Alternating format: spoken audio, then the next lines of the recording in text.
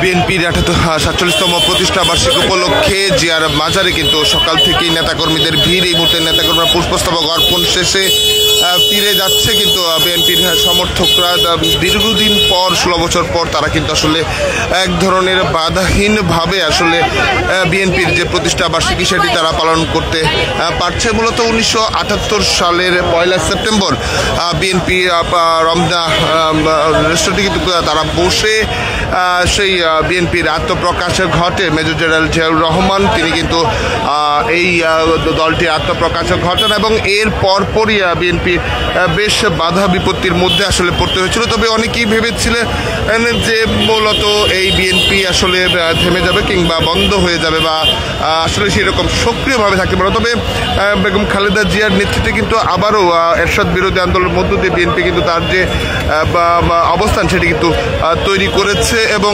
এরপর এই মুহূর্তে আসলে দলটি বিভিন্নভাবেই যদি বলা যায় মানুষের কাছে পৌঁছেছে এবং সেই প্রতিকূল পরিস্থিতির বিষয়ে কিন্তু আসলে এই মুহূর্তে বিএনপির নেতাকর্মী সহ বিএনপি দলটি কিন্তু সারা দেশে এক ধরনের বিস্তৃতি হয়ে কিন্তু রয়েছে এবং এটি কিন্তু আমরা লক্ষ্য করেছি। এবং এই মুহূর্তে বিএনপির নেতাকর্মী যারা রয়েছে তারা কিন্তু বাইরে বের হচ্ছেন এবং বিএনপির নেতাকর্মীদের যে অবস্থান আমি যদি বলি বিএনপির বিভিন্ন পর্যায়ের নেতাকর্মী যারা রয়েছেন তারা কিন্তু আসছেন এবং জিয়ার মাজারে শ্রদ্ধা জানিয়ে তারা মূলত এই মুহূর্তে জিয়ার মাজার থেকে বাইরে বের হচ্ছেন। আমরা লক্ষ্য করছি বিএনপির কেন্দ্রীয় নেতৃত্ব তারাও কিন্তু এসেছিলেন কিছুক্ষণ আগে। ঢাকা মহানগর নেতা কিন্তু আমিনুল ইসলাম সাবেক খেলোয়াড় তাকে কিন্তু আমরা আসলে লক্ষ্য করেছি তাকে আমরা অভিনন্দন জানাচ্ছি। এবং এই মুহূর্তে যদি বলা যায় বিএনপির বিভিন্ন পর্যায়ের যারা রয়েছেন নেতাকর্মী তারা কিন্তু জিয়ার মাজারে এসেছেন, পুষ্পস্তবক অর্পণ করেছেন।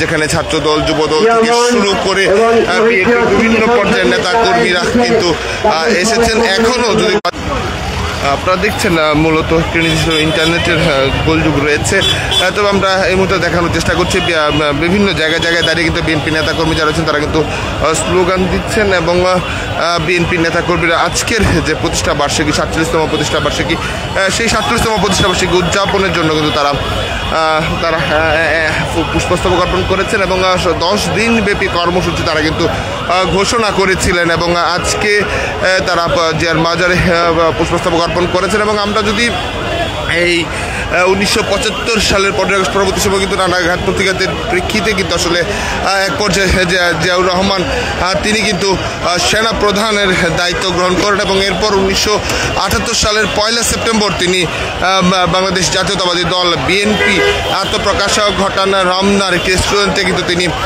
বিএনপির আত্মপ্রকাশ ঘটান এবং এরপর বিএনপি আসলে তার যে পথ চলা সেই পথ চলা 47 বছর পেরিয়েছে এবং সেই 47 বছর পেরিয়ে অনেকেই ভেবেছিল বা অনেকে আলোচনা ছিল বিএনপি আসলে জিয়াউর রহমানের মৃত্যুর পর সেনা অভ্যুত্থানের মধ্য দিয়ে আসলে জিয়াউর রহমানকে হত্যা করার হয় এবং এরপর অনেকেই ভেবেছিল বিএনপি আসলে স্থবির কিংবা হারিয়ে যাবে এমন একটি প্রত্যাশা কিন্তু করা হয়েছিল। এবং এরপর আমরা যেটি লক্ষ্য করেছি যে আবারও বিএনপি বেগম খালেদা জিয়ার নেতৃত্বে কিন্তু বিএনপি ঘুরে দাঁড়িয়েছে এবং নতুন করে যদি বলা যায়